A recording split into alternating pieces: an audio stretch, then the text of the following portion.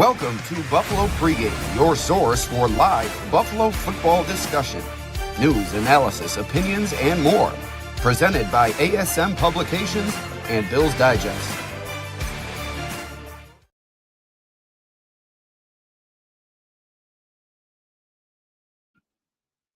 Hello, everybody, and welcome to Buffalo Pregame. I'm your host, Alex Brasky, here for ASM Publications and Bills Digest.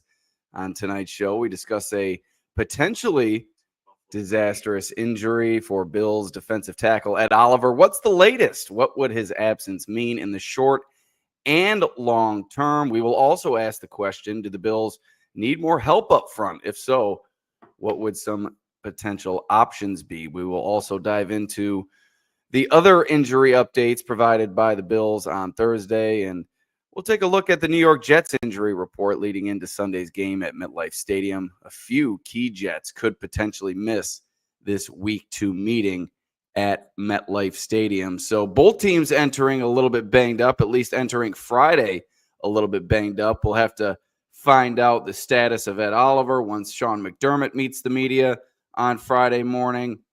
And then we'll learn, I'm sure, more about the Jets players somewhere around that time as well. So each week on Buffalo Pregame, I'll provide updates on the NFL, NHL, and more via daily articles, podcast videos, and more. Please subscribe to Buffalo Pregame with Alex Brasky on YouTube or wherever you get your podcasts, along with Buffalo Pregame with Alex Brasky on Substack, both of which are free of charge. Also, head on over to the YouTube app or wherever you're listening on the audio side and hit that like button, give us a rating, also a subscription. Follow along all season long as we go through these podcasts really on a weekly basis and turning into more daily as the season goes along as well. So please hit that like button, subscribe as well.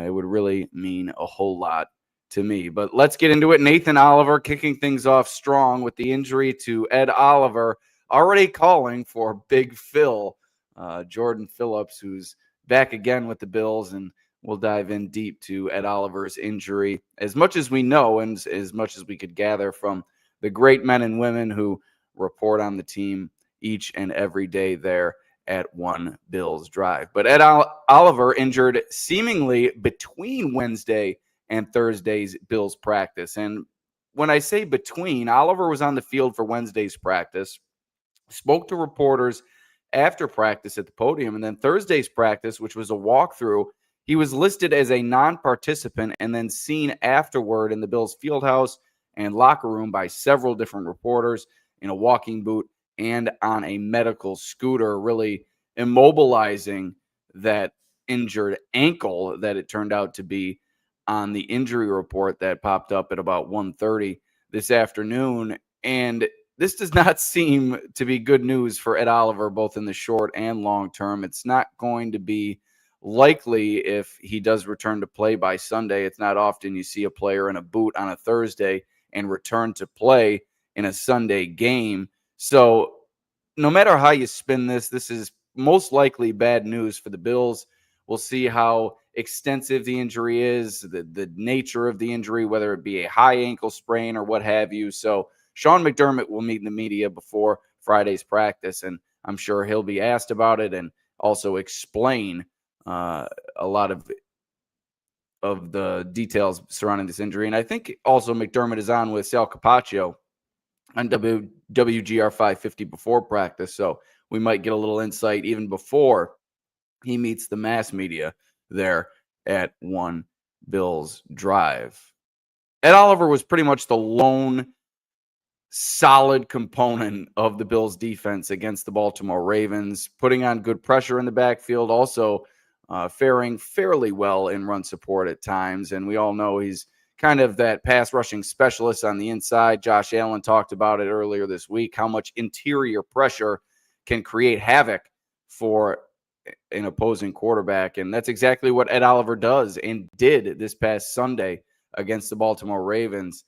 And if you're going up against a Jets team that performed well against a Steelers defense, scoring 32 points, rushing the ball for nearly 200 yards, and passing the ball pretty effectively as well, you're going to need players like Ed Oliver in the lineup.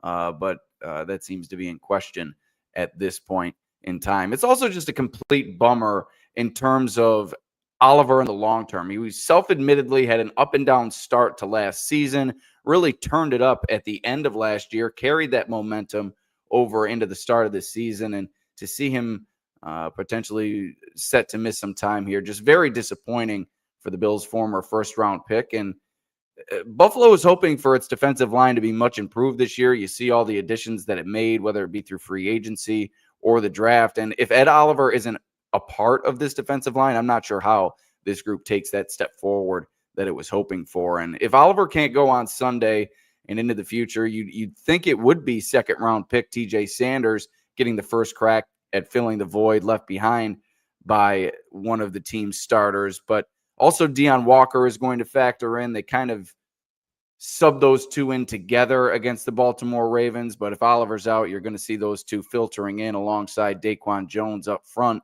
And then you look at the practice squad, as Nathan Oliver pointed out right away to begin the episode. Jordan Phillips, Zion Logue, newly signed Fedarian Mathis all sit on the practice squad and all offer a little bit different of a skill set. Zion Logue, a little bit more of a run stuffer.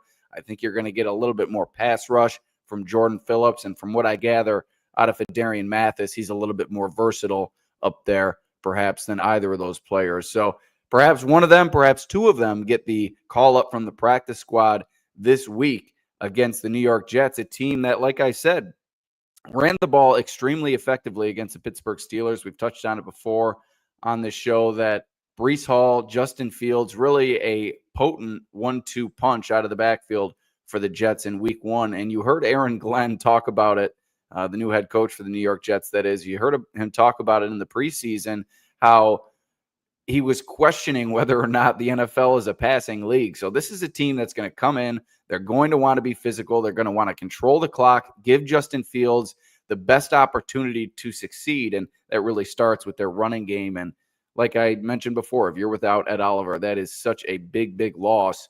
Not only just his presence up front and what you expect out of this defensive line moving forward this year, but this game individually, coming off that Ravens game, looking to rebound with your entire defensive performance, but really in the trenches, if you're without your key piece, it's going to be an uphill climb for the Bills this week. And Dave points out a very good point here. The Bills do have a Thursday game next week against the Miami Dolphins, so a quick turnaround after this game against the New York Jets. So even if it is something minor, Dave is correct. This could linger into week 3 for Ed Oliver. And not that the Dolphins, coming off their week 1 matchup, really strike fear in you, and they're dealing with some injuries of their own, I believe, along their offensive line. So I'm not sure the Dolphins are really a team that you're really afraid of going into that week 3 matchup with or without Ed Oliver. But at the same time, Dave's point is well taken. If you're without Oliver for more than 1 week, the injury concern certainly starts to raise. And Trey Williams commenting here, there's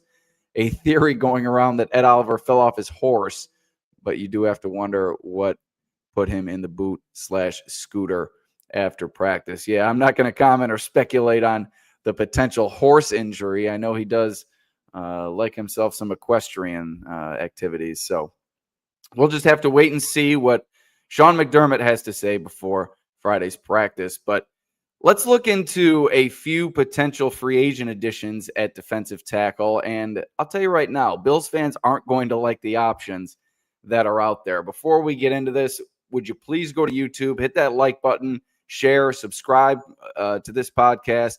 It would really do me a big solid.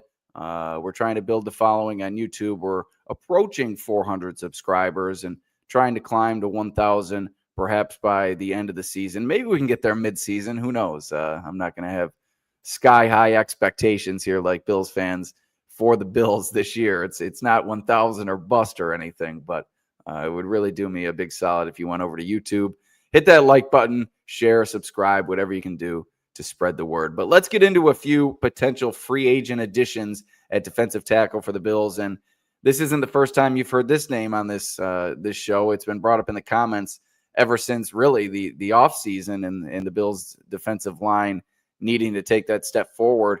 And that is Christian Wilkins. But I think when it comes to the Bills, if you're going to get an addition up front, and look at Nathan Oliver, please don't say Wilkins. I'll explain myself in a second, Nathan. But when you look at the Bills, they're about as cap strapped as any team in the NFL right now. According to Spot Track and Over the Cap, they're about $1.5 million over the cap at this point in time. So I don't think you're going to see a massive trade unless maybe it involves AJ Epinesa. And even at that time, I don't think it would be a massive trade. It would be something minor. But somebody like that who could potentially help you save money via trading them. I don't expect anything blockbuster, big baller bean, anything like that going out on the trade market and bringing in a big fish. But let's look at free agency for a potential addition at the defensive tackle position. And Nathan Oliver in the comments really not liking me mentioning Christian Wilkins. But when you look at the options on the free agent market when it comes to defensive tackles, it is bare bones. There is pretty much nothing there worth sniffing at, except for Wilkins, to be quite honest with you. And I don't know if he's a fit due to the way that he exited the Las Vegas Raiders, a little bit of a controversial exit there. And we all read about that, or maybe not us all, but some of us read about that in the media, and doesn't seem to be a character fit for the Bills culture, and also has some past experience with Josh Allen on the field, those two antagonizing one another. But when you look at those still available, it's not an extensive list. And there are a few familiar names that we'll get to later. But I think Wilkins, in terms of talent alone, not taking character into consideration, which you do have to do in these situations, but let's just look at the talent. I think Christian Wilkins would be your best opportunity here to replace Ed Oliver. He's got an impressive track record outside of his questionable departure from Las Vegas. Played in 5 games last season, registered a couple of sacks, 17 tackles, 2 of which came for a loss. But the previous 5 seasons with the Miami Dolphins, and that's where the name might be familiar to some of you who weren't so familiar before this episode started, racked up 9 sacks during the 2023 campaign. He had 98 tackles the year before, and then he went to Las Vegas, and I believe dealt with some injury trouble last year and then some kind of locker room trouble this past offseason. But he's been effective throughout his career. He's not an aging player. He's still relatively in the prime of his career. So this is a capable player and someone whose talent could really help replace Ed Oliver if he's indeed out for an extended time. But you do have to look at the potential character issues coupled with the fact that he and Josh Allen hated each other during his time in Miami, as Nathan Oliver comments, talking about grabbing the player's junk. That's what I think Wilkins did that got Josh Allen so up in arms during those situations. And I agree with Dave in some form and fashion. If there's any head coach and locker room that could handle him, this is the one. I think when players come to Buffalo, they typically buy right in. And especially if you're Christian Wilkins, you kind of have your hat in hand at this point of your career after that ugly way that it ended in Las Vegas and then trying to move on to another team. So I think he would come in and who knows? I don't know Christian Wilkins to a man, but you would think a player in his situation would come in looking to impress and do anything he can to kind of reclaim his situation and his status in the league. But at the same time, I do understand the downsides. And Nathan Oliver, you're very righteous in your obstinance in terms of me putting Christian Wilkins out there as an option. But when you look at these other names, I mean, bare bones might be putting it lightly.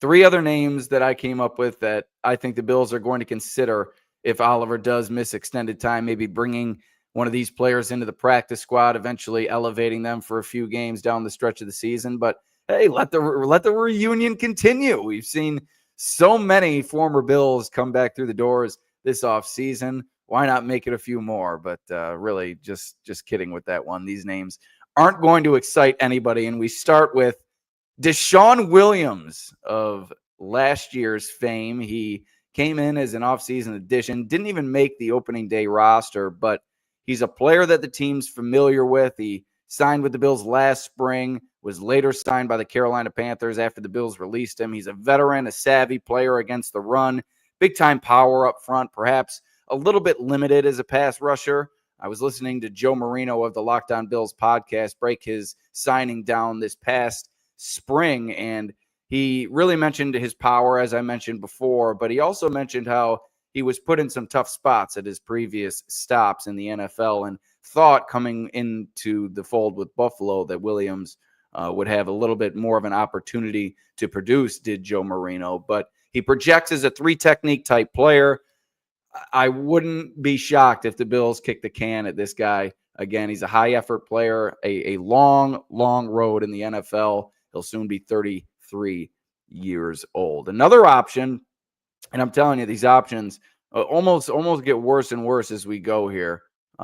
Maybe worse and then better. I don't know. I'll let some of you be the judge. Linval Joseph, another longtime veteran, similar to Williams, some good strength inside, but really more of an old-fashioned nose tackle, a one-dimensional player, not much pass rushing ability, but has proven himself to be a stout run defender in the past. He's getting a little bit long in the tooth. I think he's about to be 37 years old. He played 7 games for the Bills in 2023, 1 sack, 12 tackles, one of which came for a loss. He played 35% of the team's snaps across those 7 games.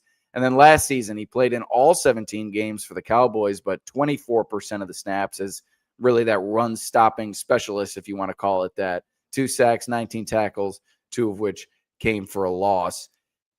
Like I said, these options aren't great, folks. They're not great, but hey, they're options nonetheless. And another player with familiarity within the Bills system in the past. And then finally, another familiar name, somebody who was here a little bit more recently than Deshaun Williams, and that is Quentin Jefferson, who we saw return to the team last season and play during the playoffs. He played 5 games, He played 5 games with Cleveland last year before being released, and came over to Buffalo and appeared in 7 regular season games, 26% of the snaps, a sack, 8 tackles, 2 of which came for a loss. Another 3-technique type player. So a potential replacement or a depth piece that could help replace Ed Oliver in case he's out for an extended time. But as I alluded to before, a couple times there, the Bills might be better off riding it out with who they have on the roster and the practice squad right now. It seems like Wilkins would be the only obvious upgrade from any of those players. So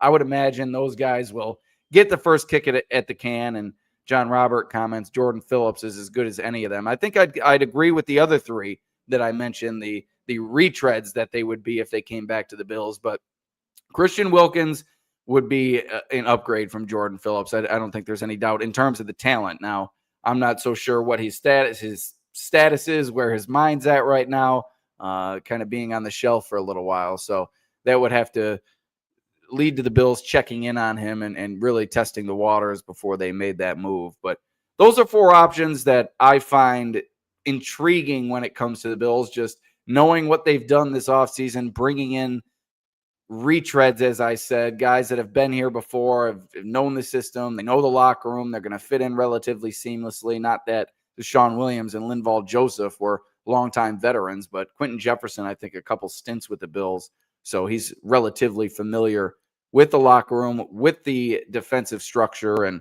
what they expect from their defensive tackles here in Buffalo. So those are 4 names that I could see the Bills dipping the toe in. I don't know how much Linval Joseph has left in the tank at 37 years old, or really any of those guys for that matter, all fairly aging players. But let's move on and look on the bright side for a little while. We gave you the negative injury update when it came to Ed Oliver, but a few positive injury updates also stemming from Thursday's practice. Although it was a walkthrough, and these are estimations in terms of players' practice status, several players saw their status upgraded from where it was on Wednesday. Running back James Cook was among that list. Full practice with a hamstring injury. Also, Taron Johnson, the starting nickel cornerback, returned to practice after missing Wednesday's session with a quad injury. He was limited during the walkthrough. And then linebacker Shaq Thompson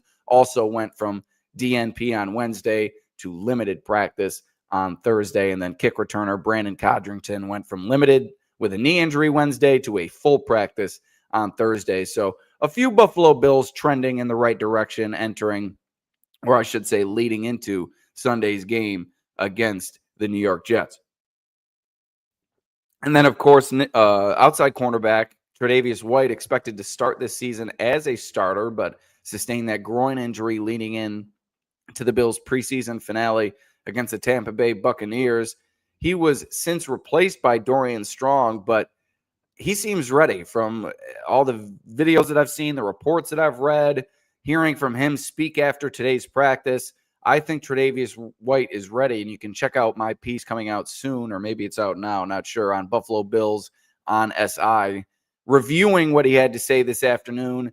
An optimistic Trey White coming off this injury, and somebody who thinks he's in position to really hit the ground running if he's able to return this weekend against the New York Jets. Two players remained limited, tight end Dawson Knox and edge rusher Greg Rousseau. That will be something to watch on Friday. Again, these are estimations. These aren't as much as yesterday, a fully padded practice.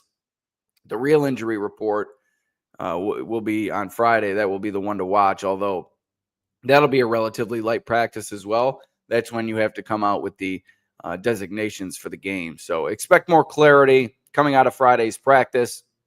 And Thursday's practice being a walkthrough, I found was curious. Sean McDermott said on Wednesday this week of practice needed to be, quote, hard on his team, but a week 2 walkthrough is quite the opposite.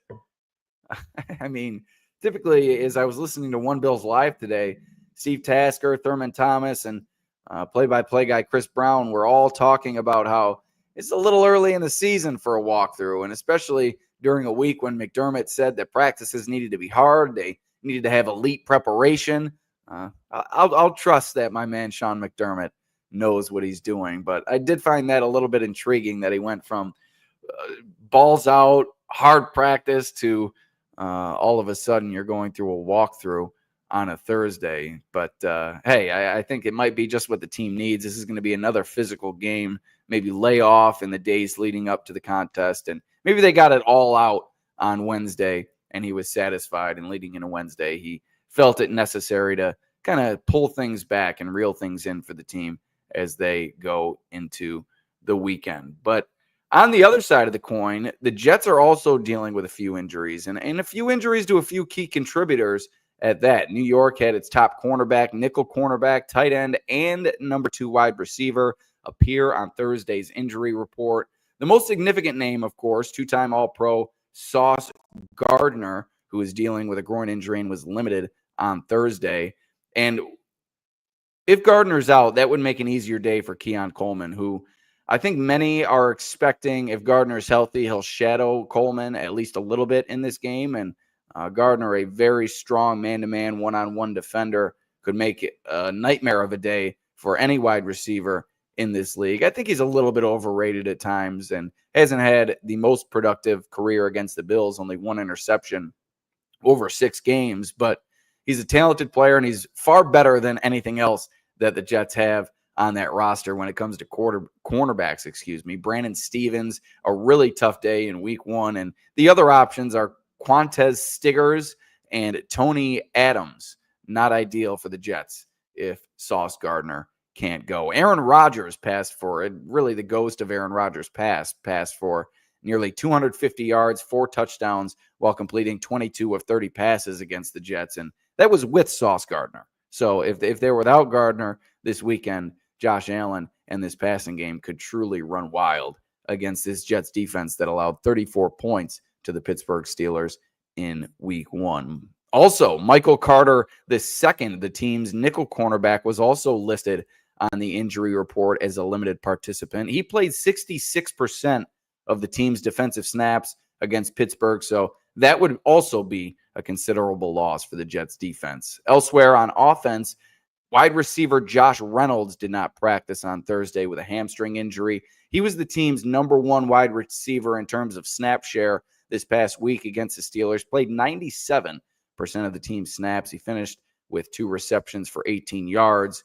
I don't think it would be a huge loss if he can't go. It's really Garrett Wilson and everybody else within that New York Jets receiving core. And the Jets also have Alan Lazard, not a superstar by any means, but a capable receiver waiting in the wings. He was inactive in week 1, and Aaron Glenn was asked about it and said that they wanted to take things slow. Lazard missed some time during training camp and just I think they wanted to give him some extra time entering the season.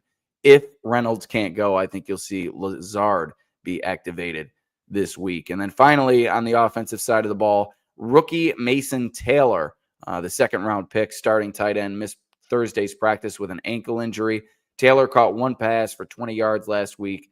Like I said, the starter played 88% of the snaps on offense for New York, and really a player that they can't replace in that passing game at the tight end position. His replacement, not even half the receiver he is. I think Jeremy Ruckert is the name, the backup tight end there in New York. But other players listed on the injury report for the Jets included running back Kent Nwanku and defensive lineman Jay Tufele. Neither player played a significant role for the team last week. But that's going to be it for injury updates, which have been eating up a lot of these shows recently with so many players in and out of the lineup, big injuries at that. And before we move on, John Robert always likes to remind the people, please like and share, subscribe to this podcast on YouTube, head on over to the YouTube app, hit that like button, help spread the word. And you can also comment on there a little bit more effectively. I think Facebook's another good place to comment, but it seems like those two places really seem to have the best, I don't know what it's called, comment processing system of the three outlets that we show this podcast on. But let's get to some off the field news. Reed Ferguson, a baby girl born this week, Carson Jean.